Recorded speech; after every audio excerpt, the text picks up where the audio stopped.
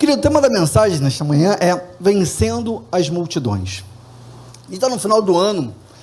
Se a gente olhar para trás, esse ano foi um ano diferente, né? Porque foi um ano pós-pandemia.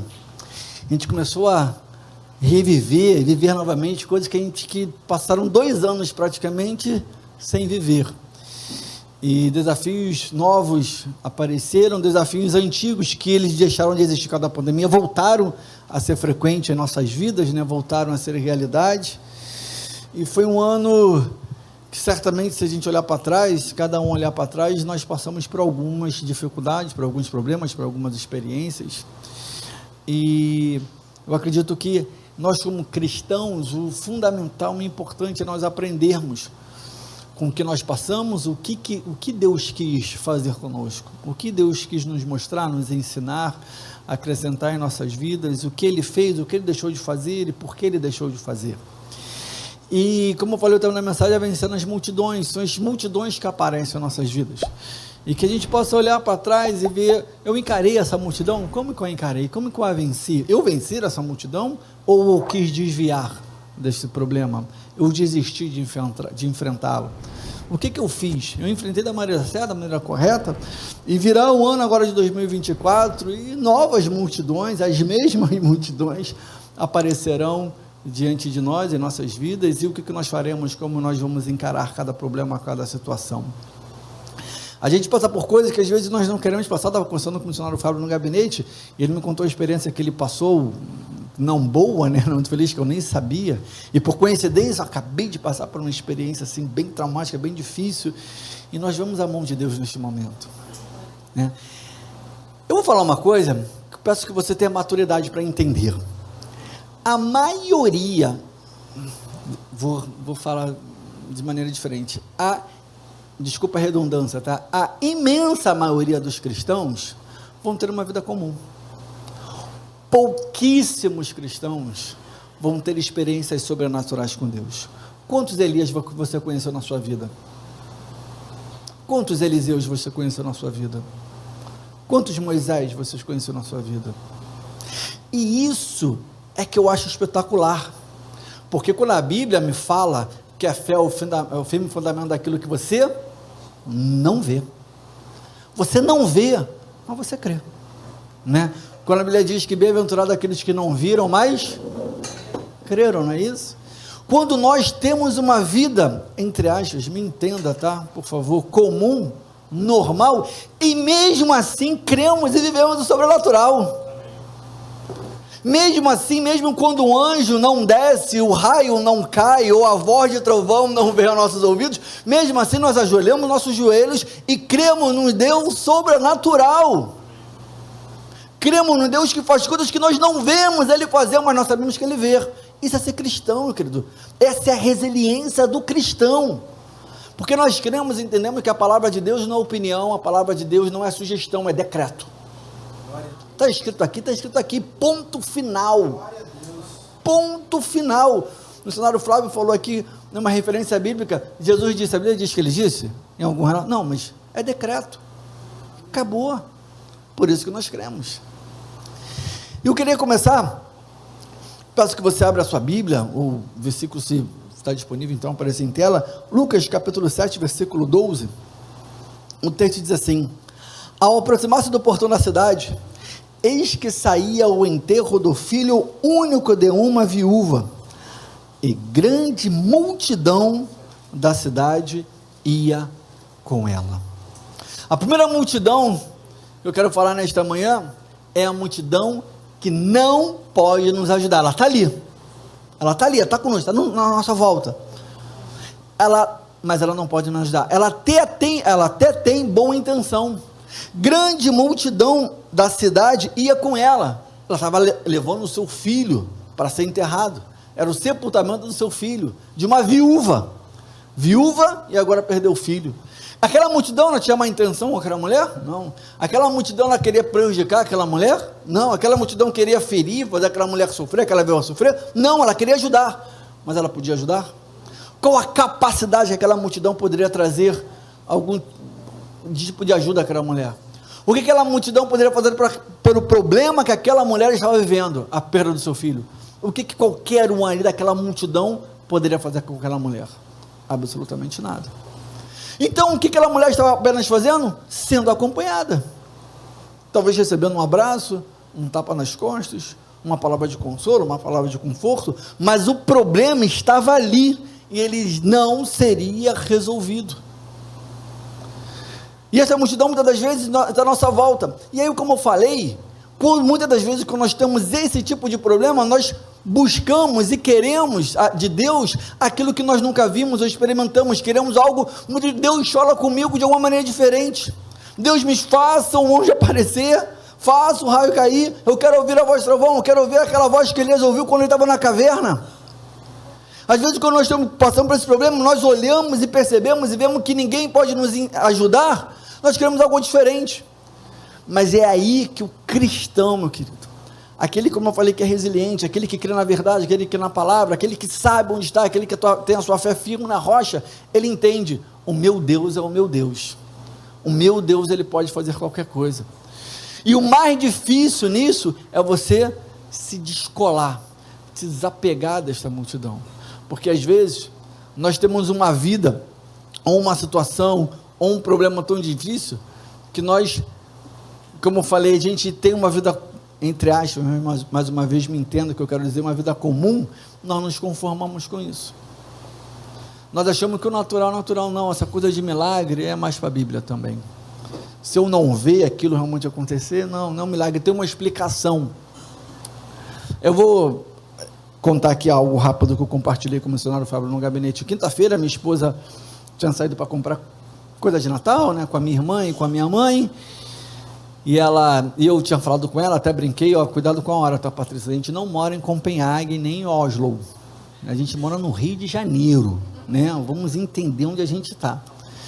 E ela foi deixar minha irmã em casa, e ela embicou no condomínio, na entrada do condomínio da minha irmã saiu do carro para entrar no condomínio, minha mãe estava no banco de trás, foi no banco da frente. Nessa hora, como minha mãe foi fechar a porta, um homem botou a mão na porta, botou uma arma na cabeça da minha mãe, dizendo que era um assalto, e um outro apareceu na janela da Patrícia, batendo com uma outra arma no vidro, dizendo que era um assalto. Patrícia estava com o carro no drive, né, carro automático estava no drive, engatado, digamos assim, ela levantou as mãos, ela foi abrir a porta para sair, mas o que ela fez? Tirou o pé do freio. O carro foi, e o condomínio da minha irmã é uma descida, então o carro foi, derrubou o portão da garagem do condomínio da minha irmã, entrou o condomínio adentro. E aí o que aconteceu? Nada, eles simplesmente foram embora. Nós vimos alguma coisa sobrenatural? Não. Podia ter uma explicação, eu posso ficar aqui até amanhã dando uma explicação, dizendo, eles simplesmente se assustaram, eles ouviram alguém gritar e desistiram, mas eu creio que foi a mão de Deus, porque nós conhecemos o Rio de Janeiro, nós sabemos que geralmente quando isso acontece é o momento que eles atiram, quando alguém tenta reagir eles atiram. Eu poderia ter ficado viúvo e órfão de uma vez só, simplesmente assim, viúvo e órfão, mas eu creio, eu não vi o raio, eu não vi a voz de Deus, eu não vi o anjo, mas eu tenho a certeza que Deus estava com a sua poderosa mão ali. A multidão desceram no condomínio da minha irmã falou, eu nem sabia que morava tanto policial no meu condomínio, desceram os 6 policiais, armados ali, vendo, aquela multidão estava ali, mas não podia ajudar, se os bandidos tivessem atirado, tinha feito, não tinha mais o que fazer, mas eu creio que o olho de Deus estava ali, olhando para minha esposa e para minha mãe, esse é o Deus que eu sirvo, eu não preciso ver Ele fazendo, mas eu sei que o mundo espiritual se move a favor daqueles que o temem, os criam, e nós vemos isso aqui com essa mulher, no versículo 13, do mesmo capítulo de Lucas, capítulo 7, o texto diz, ao vê-la, o Senhor se compadeceu dela, Ele disse, não chore, aleluia. O que aconteceu de diferente? Jesus viu aquela mulher, e se você for ler, eu convido que você, mas em casa leia, marca esse texto, no primeiro versículo, a Bíblia diz que Jesus estava com uma multidão, e no versículo 12 que nós lemos, nós vemos que essa mulher também estava com uma multidão, então havia 2 multidões, e essas multidões se encontraram, mas Jesus viu aquela mulher. O texto é muito específico, o texto diz, ao vê-la, Jesus olhou de uma maneira diferente para aquela mulher, A questão, quando nós estamos numa multidão que não pode nos ajudar, quando nós estamos numa situação que nós não temos o que fazer, e quem está à nossa volta não tem mais o que fazer, a única coisa que pode resolver o nosso problema e mudar a nossa situação, mudar as circunstâncias, é o olho do nosso Deus, é a mão do nosso Deus. E muitas das vezes, meus queridos, nós não estamos nem fazemos isso, nós não estamos nem mais orando por aquilo, nós achamos que não tem mais jeito. Por aquela mulher, ela estava indo enterrar o filho. Qual a solução para a morte? Qual a alternativa para a morte? Qual a saída para a morte? Não há. Morreu. Para nós, para mim, para você, para o nosso Deus, tudo é de solução, tudo tem solução, porque não há coisa demasiadamente difícil para o nosso Deus. Jesus olhou para aquela mulher, naquele lugar, naquela situação, em meio a duas grandes multidões, ele viu uma mulher. A grande questão, quando nós estamos numa situação em que ninguém pode nos ajudar, nós não podemos esquecer de uma coisa: nós servimos um Deus todo-poderoso. Então não desista, não pare de orar. Deus não tem mais jeito, continua orando. Lembro de Paulo escrevendo nos Romanos, capítulo 2, ele vai falar a respeito de Abraão, ele vai dizer que, crendo, tendo esperança contra a esperança, um dos versículos mais contraditórios que eu conheço na Bíblia. Paulo fala que Abraão, ele teve esperança contra a esperança, porque a situação dele não havia mais esperança, porque Paulo continua dizendo, porque ele ignorou a sua idade avançada dele, a da sua mulher. Ele era um homem de idade avançada, a sua mulher era uma mulher de idade avançada, não tinha mais como engravidar, mas ele continuou tendo esperança. A multidão que ele tinha, o poder que ele tinha, a capacidade que ele tinha, os recursos que ele tinha, as influências que ele tinha, e ele tinha a sua época, mas nada disso poderia trazer a qualquer tipo de ajuda, mas ele continuou tendo a esperança contra a esperança, porque a ele tinha havido uma promessa: e passará o céu, passará a terra, mas a palavra de Deus dita, esta jamais passará. Vai acontecer, todos os propósitos de Deus serão cumpridos, porque, como eu falei, a sua palavra não é sugestão, a sua palavra não é opinião, a sua palavra não é ideologia, a sua palavra é decreto. Jesus olhou para aquela mulher, e é isso que nós temos que ter em nosso coração, meu querido, porque quando isso acontece, as coisas mudam. E olha como que nós vencemos essa multidão, quando Jesus olha para aquela mulher. Voltando ao versículo 13, da parte A do versículo 13, diz: ao vê-la o Senhor se compadeceu dela. Aleluia. Jesus toma o nosso lugar, Jesus sente as nossas dores, Jesus sabe o que nós passamos, Jesus nos conhece exatamente, ele se compadeceu dela, ele teve misericórdia dela. Jesus sabe o que nós passamos. Mais do que isso, meu querido, aleluia, Jesus conhece as nossas limitações, Jesus sabe até onde nós podemos ir, até onde nós aguentamos ir. Quando Paulo, escrevendo a carta aos Coríntios, que ele vai dizer que não veio sobre nós provação que não for humana, porque fiel, eu costumo dizer que Bíblia é detalhe, e o detalhe desse versículo de Paulo é isso, porque ele é fiel, porque é fiel o Senhor, que não nos provará além das nossas condições.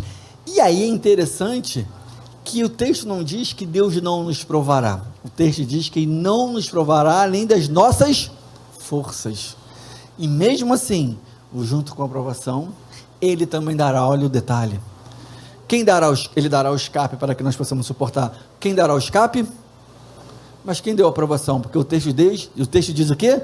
Junto com a aprovação, Ele dará o escape. Então quem deu a aprovação? O próprio Deus. Mas Ele nos conhece, Ele conhece a nossa limitação, Ele conhece a nossa fraqueza, Ele conhece até onde nós podemos ir, Ele conhece se nós nos esforçamos ou não, Ele sabe todas as coisas, por isso que Ele se compadece, Ele toma o nosso lugar. Deus sabe o que você está passando, meu querido, Deus sabe a sua dor, Deus sabe as suas condições, Deus sabe exatamente o que está acontecendo neste momento. Jesus se compadeceu dela, e uma linha em sequência, o que acontece? Ainda no versículo 13, ao ver o Senhor se compadeceu dela, Ele disse: não chores.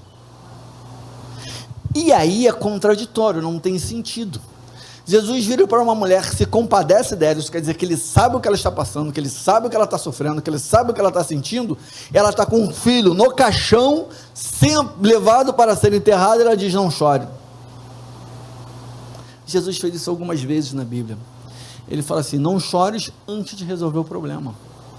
Eu lembro de Jairo. Jairo estava esperando Jesus lá para ir à casa dele, porque ele falou: vai na minha casa que meu filho está morrendo. E aí ele recebe a notícia de que a sua filha tinha morrido. A Bíblia diz que Jesus, sabendo o que tinha acontecido, vira para Jairo e diz o quê? Não chores, não temas, apenas creia. Só que a filha tinha morrido. Como que ele não vai chorar? Como que ele não vai temer? Como que ele não vai sofrer? Como que ele não vai desistir?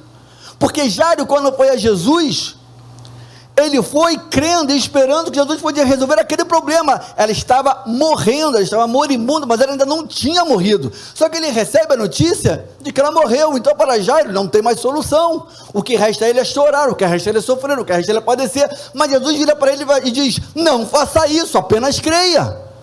Mas ele: minha filha morreu, fala isso depois. Porque depois que Jesus faz o milagre, depois que Deus livrou a minha esposa e a minha mãe, eu dou glória a Deus. A questão é: aconteceu o problema. O problema está ali, não aconteceu nada de solução, não aconteceu nada para melhorar, as circunstâncias não mudaram. E Jesus diz para aquela mulher: não chores no enterro do filho dela, a Bíblia específica, do único filho dela. E o que nós fazemos? A multidão está ali, meu amado.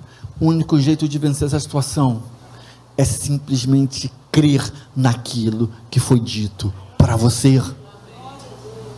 Voltando à referência de Paulo em Romanos, em relação a Abraão, quando diz que ele, em esperança, creu contra esperança. Sabe por que Abraão pôde, em esperança, crer contra esperança?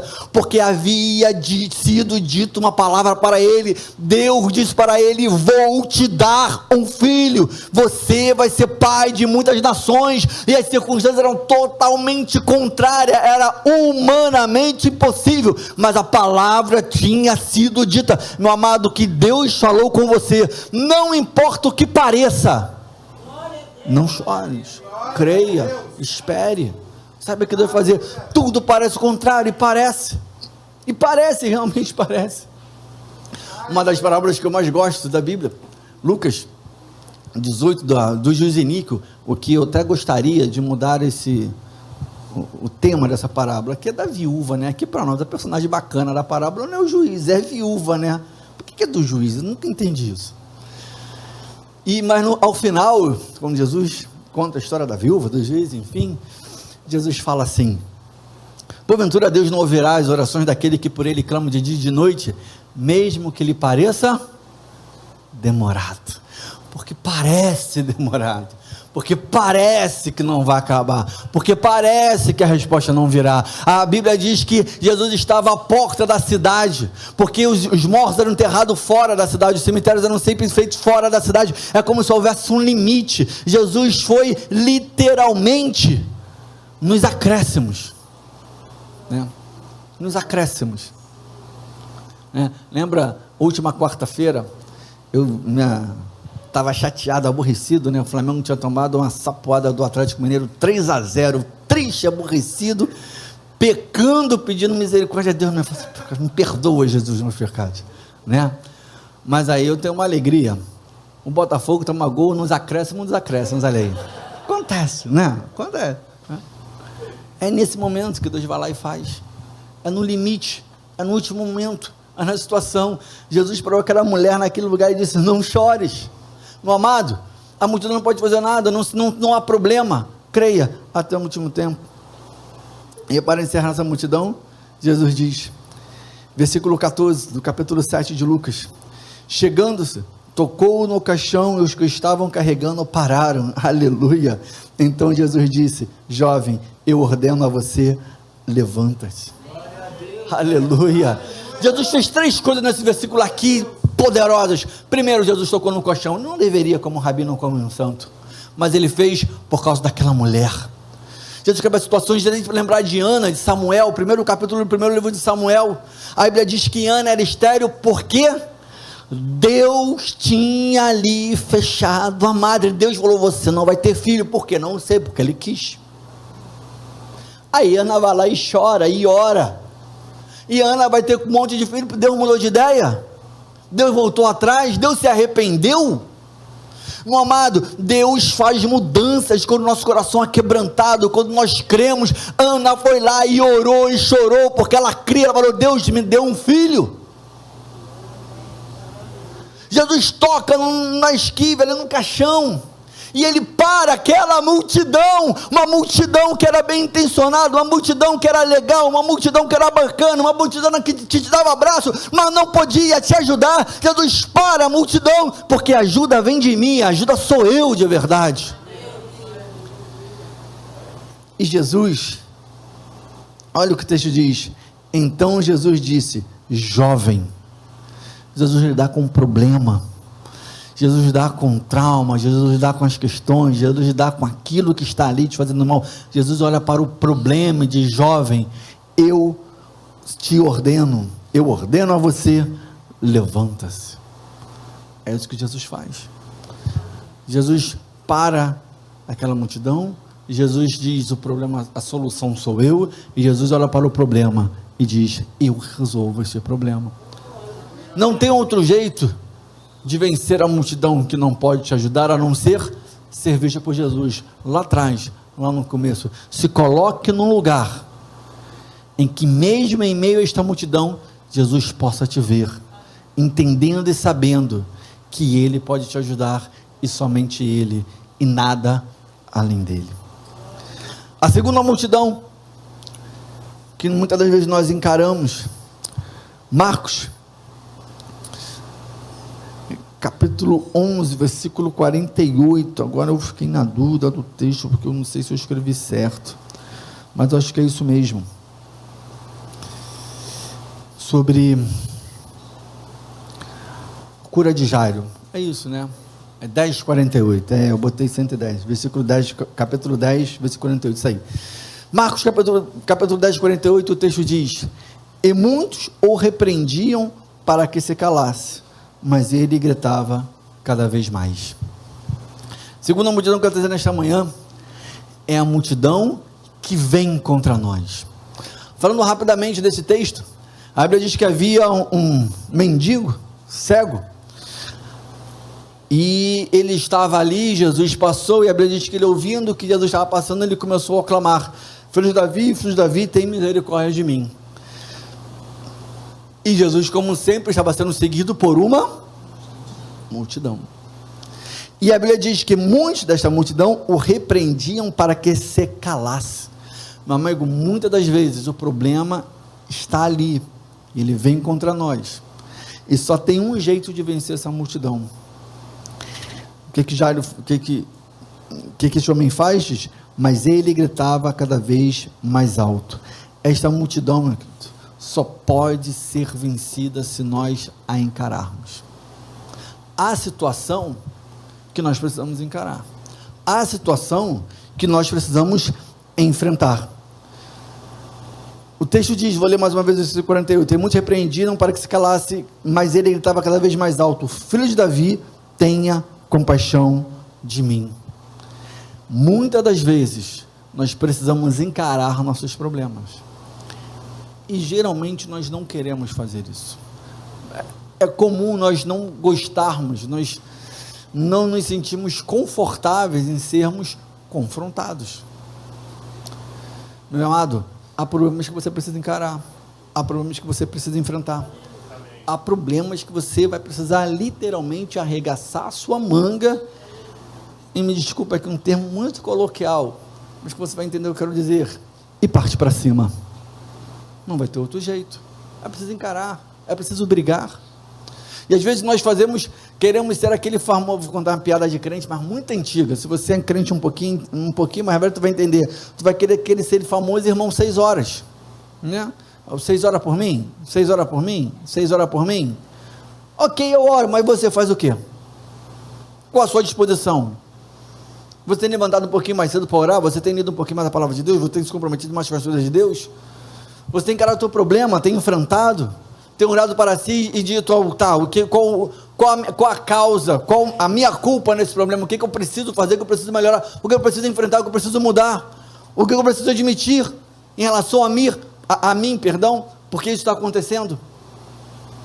Muitas vezes nós não queremos simplesmente encarar o problema, nós queremos enfrentar. Lucas capítulo 7, tem um texto que eu gosto muito.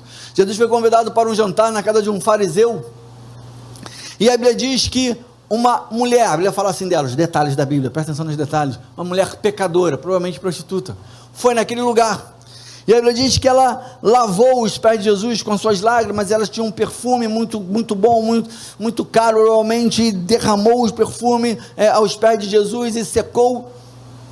Eu fico pensando, uma casa de um fariseu, como que uma pecadora, se a Bíblia diz que ela é pecadora, todo mundo sabia que era ela, ela entrou num lugar que era extremamente hostil, que ela não foi convidada naquele lugar, tanto é que a Bíblia diz que esse homem pensando, dizendo, se ele realmente fosse homem de Deus, ele saberia quem lava aqueles pés, porque essa mulher era uma pecadora, ela estava num ambiente hostil, ela não estava num lugar confortável, mas mesmo assim ela foi, porque ela tinha um problema, ela precisava encarar este problema, ela talvez tenha sido humilhada, certamente olharam para ela de maneira diferente, olhar torto, e a Bíblia diz isso de alguma maneira, mas mesmo assim ela estava ali, sendo constrangida, sendo confrontada. E quantas das vezes nós temos as situações e nós não queremos, nós começamos a terceirizar, né, nossos enfrentamentos, a gente vai pedir para o nosso líder, para o nosso pastor, sei lá para quem, você vai pedir ajuda para fulano, para Beltrano, mas você mesmo faz muito pouca coisa. Precisamos encarar nossos problemas, meus queridos, precisamos pelo menos tentar. Marcos capítulo 5, quando os discípulos estão num barco, a Bíblia diz que Jesus olhou para eles e viu em dificuldades, porque tinham dificuldade em remar, porque o vento lhe era ao contrário, mas eu entendo que eles pelo menos estavam tentando. Último capítulo de João, quando Pedro sai para pescar, a Bíblia diz que pescaram toda a noite, mas não pegaram nenhum peixe, mas eles tentaram, eles fizeram, eles se esforçaram, eles encararam, tinha uma situação, foi a melhor escolha? Não sei, mas eles fizeram alguma coisa. O que nós não podemos é ficar sentado. Voltando a Lucas 18, sobre a palavra do juiz iníquo, a Bíblia fala que a juíza importunou aquele juiz, e a Bíblia é muito clara, diz que era um juiz iníquo, mau, corrupto, injusto, provavelmente soberbo, arrogante, poderoso. Ele tinha muito poder, o poder de prender e de libertar, ele tinha muita autoridade em suas mãos, um homem com muita autoridade sendo mau, sendo corrupto, sendo desleal. Imagina uma situação dessa. Era uma mulher na sociedade, mulher viúva, não era ninguém, mas ela tinha uma questão para ser resolvida, então ela ia lá ser constrangida por aquele homem, porque certamente ele não a tratava, a senhora de novo aqui, não, hoje, dificilmente, talvez ele nem a recebia, e provavelmente ela tratada mal, mas não importa, ela tinha que ir, ela encarava o problema. E às vezes nós, na segunda dificuldade, na primeira e meia dificuldade, nós não queremos mais, nós achamos que não dá mais, não, desisti, Senhor, não vou passar por isso. Oi? Não vou passar por isso? Por causa de quê? Porque muitas das vezes a gente gosta de alguns versículos, né? A gente ama alguns versículos, né? Geração eleita, nação santa, povo adquirido por Deus, né? A gente ama esses versículos, a gente ama, a gente se acha, né? Então eu gosto, você acha o máximo, né? Nação eleita, nação santa, povo adquirido por Deus, olha que lindo, que poderoso, né? A questão para quê, né? Nós temos que prestar atenção nos paraquês da Bíblia, né? Nós somos isso para quê? Né? Para que nós somos essas coisas? Para que Deus nos chamou? Jesus, ao se despedir dos discípulos, o que ele fala para os discípulos? No mundo será tudo legal, será tudo maravilha. Essa é a despedida de Jesus, é maravilhosa. Eu falei, Jesus, por que isso, Senhor? Não precisava de tanto. Mas Jesus disse, no mundo tereis aflições. A Bíblia diz que o mundo nos odeia. Jesus, em João capítulo 17, na oração intercessória, ele intercede para os discípulos, porque ele sabia da dificuldade. Jesus vai dizer, Senhor, oro-os para que os guarde do mundo, porque eles não pertencem a esse mundo, que não os tire do mundo, mas que os guarde do mundo. Por que Jesus precisou orar ao Pai para nós sermos guardados no mundo? Porque nós precisamos de dificuldades, como todos os outros. Eclesiastes vai falar, a chuva cai para os justos e para os injustos, o sol nasce para os bons e para os maus, é assim que a vida é assim, E às vezes o que nós queremos na igreja, quando nós aceitamos Jesus, ou quando nós vamos para a igreja servir a Deus, é simplesmente que Deus resolva todos os nossos problemas, para que nós não passemos por nada. Meu amado, o que Jesus nos deu, e é poderoso, e é a maior de todas as coisas, é a salvação. Um dia, quando nós morrermos, nós vamos encontrar com Ele, e aqueles que não morrerem, vamos ouvir a trombeta, a voz do arcanjo, ao soar da trombeta. Isso vai acontecer. Isso é o mais poderoso que nós temos, é o céu, é a salvação em Cristo Jesus, é a nossa esperança poderosa, é a vida eterna, é a nova Jerusalém que descerá dos céus, são as ruas de ouro, são as mansões celestiais, essa é a salvação de Jesus Cristo. As demais coisas, nós passaremos com Ele, nos capacitará, nos ajudará, nos dará força, sim, mas nós passaremos. E esse cego, a Bíblia nos ensina, que ele encara a multidão, e como é que vence essa multidão? Encarando a multidão. E a Bíblia diz que falaram para ele como nós lemos, e a Bíblia diz que ele gritava cada vez mais alto. E aí eu fico pensando, como que vocês acham que essa multidão pedia para um cego parar de gritar, de incomodar? Por gentileza, meu senhor, faça o favor de não... Certamente era, né? Eu fui tentado a fazer uma piada aqui, de vascaíno para baixo, brincadeira, tá?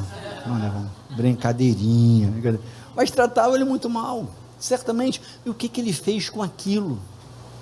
O que ele fez com aquela situação? O que ele fez com a multidão que era maior, mais poderosa, mais forte, com mais condições, com mais autoridade? O que ele poderia fazer contra aqueles homens? Quais eram as suas chances? Quais eram as suas possibilidades? Nenhuma. Mas ele encarou, porque ele olhava lá na frente, porque ele não dependia da multidão, porque ele não esperou a multidão, porque ele falava: Jesus, filho de Davi, tenha misericórdia de mim. Vocês podem vir contra mim, vocês podem me bater, vocês podem mandar calar, mas eu posso continuar falando. Eu vou falar, mas o que eu posso fazer contra vocês? Falar mais alto? Então é isso que eu vou fazer, porque é isso que eu posso fazer, então é isso que eu vou fazer. O que você pode fazer diante do seu problema, faça isso. Faça isso. Que ele gritava cada vez mais alto: Jesus, filho de Davi, tem misericórdia de mim. Aí esse texto, detalhes, Bíblia é detalhe, né? A Bíblia diz que Jesus parou. Sabe o que eu olho, você me permita aqui, a especulação cristã, né? É que Jesus estava dando a mínima para ele. Jesus só ia passar por ali. Se ele não grita, ele ia morrer cego, daquele jeito, e mendigo provavelmente. A Bíblia diz que Jesus estava passando, Jesus não estava ali por ele. Jesus não foi ali por causa dele. Ele gritou, e o seu grito, a sua força, a sua fé, a sua coragem, a sua resiliência, a sua perseverança fez Jesus parar. Amém. E olha o que acontece quando nós encaramos a multidão. Versículo Lucas, né, capítulo 5, no versículo 18 diz: vieram então alguns dos homens trazendo, vamos ser aqui, volta lá, perdão, meus queridos, estamos em Marcos, né? Marcos capítulo 10, no versículo 49 diz: Jesus parou e disse: chamem um cego. Chamaram então o cego, dizendo-lhe: coragem, levanta-te, porque ele está chamando você. As circunstâncias mudaram, meu amado. Deus transforma as situações. Aqueles que mandaram ele calar a boca, aqueles que estavam mandando para de incomodar o mestre, olha a diferença, vocês percebem? Olhavam para o mendigo e falam: você não é digno de incomodar o mestre. Não para, porque você não é digno, você não é merece, você não é ninguém, você é apenas um mendigo, você é um cego. Quem é você para incomodar aquele mestre? Cala a sua boca. Estes mesmos, Jesus fala: vão lá vocês e chamem ele, tragam até a mim. As circunstâncias mudam quando nós encaramos os nossos problemas crendo que Deus nos capacita. Voltando ali a relação a prostituta que foi na casa do fariseu, é linda essa história, porque quando a Bíblia diz que, Lucas 9, se não me engano, quando a Bíblia diz que o que ele pensou e falou assim: olha, se ele fosse um homem de Deus, um profeta mesmo, ele saberia que essa mulher era pecadora, que estava lavando os pés. Jesus vira para ele e fala assim: Simão. Aí Jesus conta uma história, né? Imagina dois homens, um devia 50 ou 500 e nenhum podia pagar, e o Senhor a quem ele devia perdoou os dois. Quem vai ser mais grato? Ele respondeu: aquele que devia mais. Ele falou: então, Eu entrei na tua casa e você não me deu água para lavar os pés, e ela lavou meus pés com suas lágrimas. Você não me recebeu com um beijo, ela não parou de beijar os meus pés. Você não ungiu minha cabeça com óleo, e ela derramou o perfume sobre os meus pés. Sabe o que Jesus fez ali na cara de Simão, na cara de todo mundo o tempo inteiro? Comparou uma prostituta àquele fariseu dentro da sua própria casa. Como as circunstâncias mudam, como Jesus muda quando nós temos a coragem de encarar os nossos problemas. Aquela mulher teve a coragem de entrar numa casa onde ela sabia que não seria bem recebida, que não era querida, que não era desejável, mas ela foi, ela vai encarar, não importa se você é humilhada, não importa se você é constrangida, não importa se vão olhar de maneira torta para mim, não importa se vão me desprezar, porque ali tem alguma coisa que pode mudar a minha vida, então eu vou encarar a situação, porque eu posso, porque eu creio, porque eu ainda tenho forças, porque eu consigo sim, e as circunstâncias mudam, e tudo muda. Bartimeu diz: olha, o que eu tenho a perder? Por que estão me mandando calar a boca? Eu não tenho nada com vocês. Vocês são mais fortes, mais poderosos, têm mais condições do que eu, mas o problema é de vocês. O que eu quero é estar lá em Jesus Cristo, e eu vou fazer de tudo. Eu vou esgotar as minhas possibilidades. Eu vou fazer tudo que eu posso fazer, e eu vou encarar vocês, porque se vocês estão entre mim e a minha salvação, eu vou passar por cima de vocês se for necessário. Ele encarou o problema, e as circunstâncias mudaram para Bartimeu. Estes homens é que foram levar Jesus lá, meu amado. Há situações, há multidões que você só vai vencê-la se você encara os seus problemas. Encara os seus problemas. Terceira multidão que às vezes nós enfrentamos e precisamos encarar ou vencê-las de uma maneira que nós vencemos.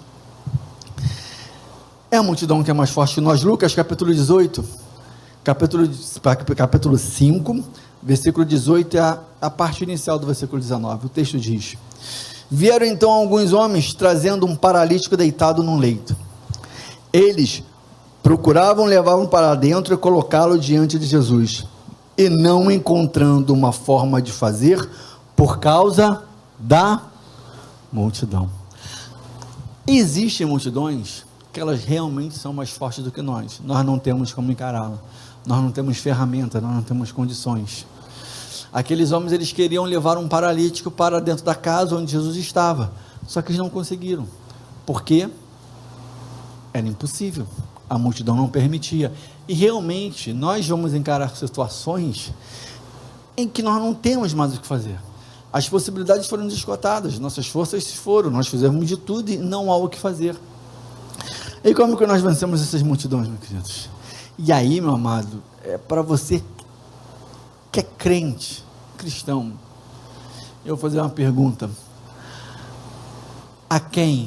com quem você tem se aliado? Quem são as pessoas que têm frequentado a sua convivência? Com quem você tem conversado? Com quem você tem compartilhado as suas coisas? Essas situações nós não podemos vencer sozinhos, nós não conseguimos encarar sozinho. Bartimeu não precisou de ajuda para fazer Jesus parar, depois ele foi levado, ele precisou dar ajuda, mas às vezes nós realmente precisamos de ajuda, nós não podemos encarar sozinho, nós precisamos buscar aliança. E aí, quer ver uma coisa, você me permita, que me deixa mais muito irritado, eu tenho zero paciência. Se você não for crente, for conversar comigo, ou você sai da conversa mais crente, ou você desvia, porque eu não vou ter paciência com você. É crente buscar ajuda no mundo. Eu não entendo isso. Que maluquice, vai buscar conselho do teu amigo de trabalho. Toma vergonha, desculpa, me perdoe. Mas não tem paciência. Você é luz, você é o sal. Você vai buscar conselho com ele, não importa, mas pastor, estou passando um problema. Continua sendo luz, continua sendo sal, com todos os seus problemas, com todas as suas dores, com todas as suas lágrimas, com tudo, continuamos sendo quem nós somos. Isso não muda a situação e circunstância da nossa vida naquela hora, não muda o cristão que eu sou, o servo de Deus que eu sou, o instrumento de Deus que eu sou. Quando Jesus diz aí de proclamar o evangelho, Jesus não falou quando tiver tudo bem na sua vida, não teve isso, pelo contrário, exatamente o contrário. A questão é quem nós estamos buscando aliança. E nós vemos, olha só como que isso nos ensina, como essa multidão, como não há outro jeito de vencer a multidão. No versículo 18 do capítulo 5 de Lucas diz: vieram então alguns homens trazendo um paralítico deitado no leito. Crie alianças, e boas alianças. Fazendo um paralelo, Davi, muito interessante. Davi, quando está fugindo de Saul, ele forma lá os seus amigos, né? É quase uma gangue, né? Aqui para nós, né? Mas olha só que interessante, a Bíblia diz assim: quem foi a Davi? Os endividados, os desprezados, os que estavam fugindo de alguma coisa. Sabe por quê? Eles encontraram em Davi alguma coisa em comum. Isso levou a eles uma ligação. Davi estava fugindo, Davi estava correndo, Davi estava sem sua família. Eles se sentiram, pô, tem um homem lá que sabe o que eu estou passando, eu vou me aliar com ele. Você entende, meu querido? Busca aliança com pessoas que têm o mesmo propósito, a mesma visão, a mesma esperança, a mesma fé. Uma pessoa que não tem o que fazer agora, vamos orar. É o que eu faço contigo, vamos orar, vamos buscar a direção na palavra de Deus. Pessoas que têm coisas em comum conosco. Aí nós vamos buscar. Aí você olha e fala assim, mas as pessoas que foram fazer aliança com Davi eram pessoas, né, na literalidade da palavra, marginais, né? Estavam à margem da lei, estavam à margem da sociedade mesmo, mas porque eles tinham coisas em comum. E essa é a questão. Busca alianças, pessoas que têm a mesma coisa em comum com você, meu amado. Mesma fé, mesmo espírito de oração, mesma crença, que esteja ligado com a igreja, que esteja aliançado com as coisas de Deus, que esteja aliançado com o corpo de Cristo. É esse tipo de aliança que você precisa buscar. São essas coisas que nós precisamos buscar a Deus. Versículo 19 do capítulo 5 de Lucas, o texto diz: e não encontrando uma forma de fazer isso por causa da multidão, subiram no telhado e por entre as telhas desceram um paralítico do seu leito, deixando no meio das pessoas diante de Jesus. Olha a diferença de buscar boas alianças. Olha a diferença de estar ao lado de pessoas que vão acrescentar na sua vida. Eles vão achar um jeito de te ajudar. Eles vão procurar uma maneira, uma forma de te ajudar. E o mais, o que eles vão fazer? Versículo 19, parte C do versículo 19: deixando no meio das pessoas, aleluia, diante de Jesus. As boas alianças vão sempre nos levar para Cristo, porque o alvo é Cristo, porque o alvo é a cruz, porque Ele é a meta. Não vamos deixar desviar dos caminhos, aleluia. Elas vão ser apoio e suporte para nós continuarmos olhando reto, para frente, para o mesmo alvo, para a única direção, que é Cristo Jesus. As boas alianças nos ajudam a não nos desviar, mesmo em situações impossíveis. Porque este paralítico estava diante de uma situação impossível. Era uma multidão que não se pode vencer. E como se vence as multidões que não se podem vencer? Fazendo boas alianças. Buscaram outro caminho, um caminho alternativo, mas que levava a Cristo. Deixaram Ele no meio das pessoas diante de Jesus. Aleluia. Agora as alianças que você tem feito estão te levando para onde? Estão te apontando para que direção? Estão te apontando qual caminho? Estão te dando qual saída? Buscando qual atalho para chegar em qual fim? Busca aliança, meu querido. Nós somos o corpo. Não foi à toa que a Bíblia é extremamente explícita em relação a isso, que somos corpo, que somos povo, que somos nação. Há uma expressão que me incomoda, que é muito comum no meio cristão, mas me incomoda muito, que as pessoas falam, eu sou igreja. Me perdoe, mas a Bíblia não diz isso para mim. Para mim isso não é verdade. Eu não sou igreja. Nós somos igreja. Eu sozinho não sou nada. A Paulo é muito claro sobre isso. O que uma mão faz um braço, o que um dedo... Paulo não é muito claro sobre isso? Que não serve, você se tira do corpo, deixou de ser corpo. Igreja sou eu e você, somos nós. Você sozinho não é igreja. Eu sozinho não sou igreja. Que nós fazemos muito, exatamente, as pessoas, nós cristãos, usamos muito esse termo com a justificativa para o distanciamento, para o afastamento. A gente fica querendo se enganar, não, a igreja sou eu, sinto muito, não. A multidão que você não consegue vencer, jamais será vencida, se você não buscar boas alianças com Deus na sua vida. Quarta e última multidão, onde nós vencemos, é a multidão da culpa. Marcos capítulo 5, versículo 27, o texto diz: tendo ouvido a fama de Jesus, a mulher chegou por trás, no meio da multidão, e tocou na capa dele. Mulher do fluxo de sangue, essa é uma história muito conhecida. A Bíblia diz que aquela mulher sofria com uma doença há 12 anos, e a Bíblia fala assim, os detalhes, importantes, que ela gastou tudo o que tinha para buscar solução e não melhorava, pelo contrário, só piorava. E se há uma coisa interessante que eu vou falar, mas eu vou trazer também aqui agora, é que, por que aquela mulher pensava isso, só apenas tocar na sua orla? Sabe por quê, meu querido? Ela falou assim, ela podia querer, eu vou parar Jesus, eu pedi que ele fale comigo, eu vou tocar nele. Ela não podia. Aquela mulher era considerada imunda, porque ela estava sangrando durante 12. Se uma mulher no seu período no período não fértil, pelo contrário, no seu período de mulher, era considerada imunda, que dirá uma de 12 anos assim. Aquela mulher estava há anos, sem receber um abraço sequer. E a culpa fazia com que ela sentisse assim, eu vou apenas tocar na orla do seu vestido.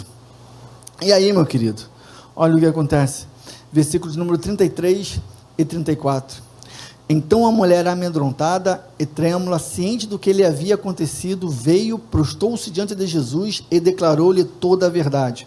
Então Jesus lhe disse, filha, a sua fé te salvou, vá em paz, fique livre do seu mal.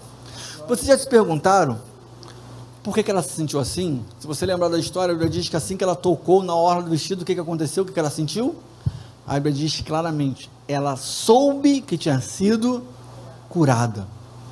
Jesus para e diz, alguém me tocou, e procurando e acha, aí mais uma vez, então a mulher amedrontada e trêmula, ciente do que lhe havia acontecido. O que tinha acontecido com ela? A cura. Por que ela estava amedrontada e trêmula, mamãe? Ela tinha que estar feliz, regozijante, era um momento de alegria, de felicidade. Ela estava há 12 anos sofrendo, porque o estado dela está assim, culpa, porque ela sabia que não podia tocar em Jesus, ela se sentiu culpada. Meu amado, não importa o seu passado, não importa o que você fez, não importa quem você foi, não importa com quem você andou, não importa o que você falou, nada disso importa, porque o sangue de Jesus Cristo nos purifica de todo pecado e iniquidade. Você, eu, nós como corpo, como igreja, somos sim merecedores por causa do amor dele, por causa da sua graça, por causa da sua misericórdia, do seu perdão. Nada mais haverá sobre nós como culpa. E muitas das vezes nós deixamos de viver o melhor das coisas de Deus em nossas vidas, porque nós nos achamos menores, culpados, dizendo, mas eu fui tal coisa, eu fiz tantas coisas, eu andei em caminhos tão errados, tão tortuosos. Não importa, eu tive um privilégio, eu me considero um privilegiado, eu sou filho de cristão, sou a terceira geração da minha família cristã, eu sou privilegiado, dou graças a Deus por isso. Eu não sei, eu costumo dizer que eu não sei o que não é ser crente, eu sou crente a minha vida toda, mas eu não sou melhor do que você, Deus não me ama mais do que você, eu não mereço mais do que você, eu não vou ter experiências maiores com Deus por causa de você. Você pode ter uma vida totalmente tortuosa, uma vida totalmente pecaminosa. Jesus fala, sabe o que Jesus fala de você em relação a mim? Como nós lemos até em relação em Lucas, aquela mulher, que Jesus, quando faz a comparação com Simão, quando ele fala da parábola, quem vai amar mais? O que devia 5 ou o que devia 500? Jesus fala que você provavelmente vai amar mais do que eu. Jesus falou, aquele que mais pecou, mas amou. Não somos menores, não somos diferentes, meu amado. Aquela mulher se sentia culpada, aquela mulher se sentia imerecida, porque ela sabia que era considerada imunda. Não importa o que disseram, não importa o que dizem hoje de você, nada disso importa. Jesus parou porque ele disse: de mim saiu virtude. Os discípulos falaram para ele: Senhor, como tu pode dizer que alguém te tocou, se a multidão te espreme? Mas essa multidão me toca de qualquer maneira.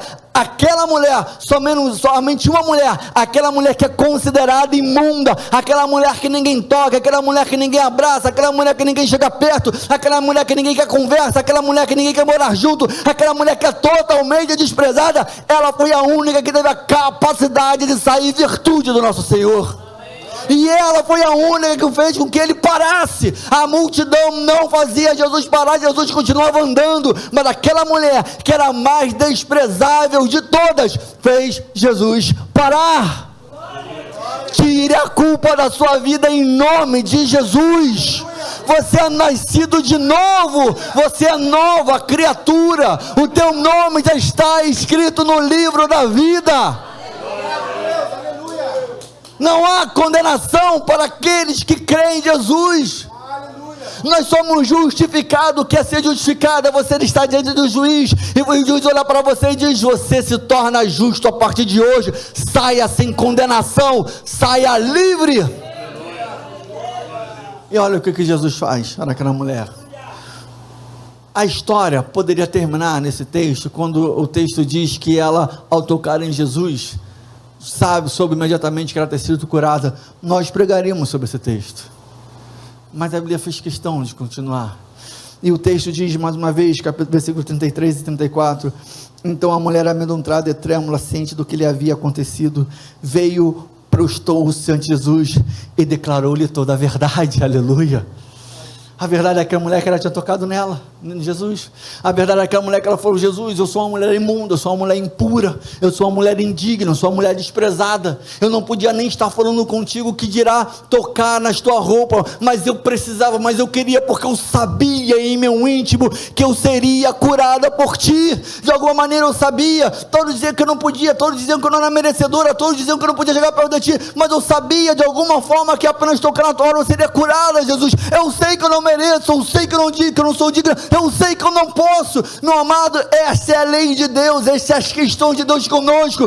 Toda lei humana diz uma coisa, mas a lei de Deus diz totalmente diferente. Deus está dizendo: não importa o que dizem de você, eu sou aquele que te ama. Meu amado, não deixe a culpa, se prostre. Quantas das vezes o diabo falou contigo: não ore, não peça, porque você não é digno, Deus não vai te responder, Deus não vai fazer. Quantas vezes você tem pecado no mesmo pecado, e peca hoje, peca amanhã, peca depois da manhã, e continua pecando, você pede perdão. E quantas vezes o diabo falou: Deus nem mais vai te perdoar. Está repreendido em nome de Jesus, porque Ele é o que nos ama, é o que nos perdoa. Ele para falar conosco. E olha o que Jesus diz àquela mulher. Então Jesus lhe disse: filha. O maior milagre para mim, isso é uma percepção pessoal, tá? Aqui minha, apenas minha, só serve para mim, tá? Acontece aqui. Jesus fala: filha. Aquela mulher há 12 anos era desprezada, há 12 anos era tratada com distância, porque não podia, as roupas delas que elas usassem tinham que ser queimadas, não podia ser mais usadas, tinha que ser jogado fora, não podia nem dar para quem mais pobre. Há 12 anos era tratada minimamente com distância, e Jesus fala para ela: filha. Aleluia. É isso que Jesus fala para você hoje, nesta manhã. Você é filho, você não é adotado, você não é amigo, você não é parente distante, você é filho. Não importa o teu passado, não importa o que você fez, não importa o que você é hoje, Deus te ama como você é, e Ele te chama de filho, porque ela se prostrou, ela declarou a verdade. Abra o teu coração diante de Deus. Joel vai dizer: não rasgai as vossas vestes, rasgai os vossos corações. Me permita dizer aqui uma maneira bem coloquial: vomita todo o seu mal diante de Deus, diz quem você é, abra o seu coração para Deus e diz: Senhor, eu estou aqui com o meu mal, com o meu passado, com a minha miséria, com os meus pecados, mas eu sei que a minha cura vem de ti, que a minha salvação vem de ti, que eu sou teu filho. Eu lhes falar: filha, a sua fé salvou você. Aleluia. Meu amado, quando o hebreu vai dizer que sem fé é impossível agradar a Deus, porque é a fé que nos liga a Deus. Não tem nada neste mundo, ou no mundo espiritual, nada neste mundo pode vencer a nossa fé, nada. É a nossa fé. É a nossa fé, meu amado. Por isso que quando a Bíblia fala que o evangelho é loucura, e loucura é maluquice mesmo, a gente é um bando de maluco, porque eu acredito na maluquice, que vai vir um anjo, ele vai soar a trombeta, eu vou escutar, e meu corpo vai ser transformado, e meu corpo vai ser transformado, eu vou encontrar com Jesus no céu, e antes disso, os mortos vão ressuscitar primeiro, eles vão ressuscitar, e vão para lá e eu vou, é nisso que a gente crê. E se eu morrer, eu vou ressuscitar primeiro, que vocês vão ficar. A gente conta essa história, fala morrer é ruim, não, é primeiro. A Bíblia está lá garantindo, abrir e fechar dos olhos. É nessas coisas que nós cremos, é fé. Eu creio que eu vou descer com Jesus lá no Monte das Oliveiras. Essa história de Israel só está começando, tem muita coisa, muita água para passar debaixo dessa ponte. Israel está ruim hoje, vai estar muito pior.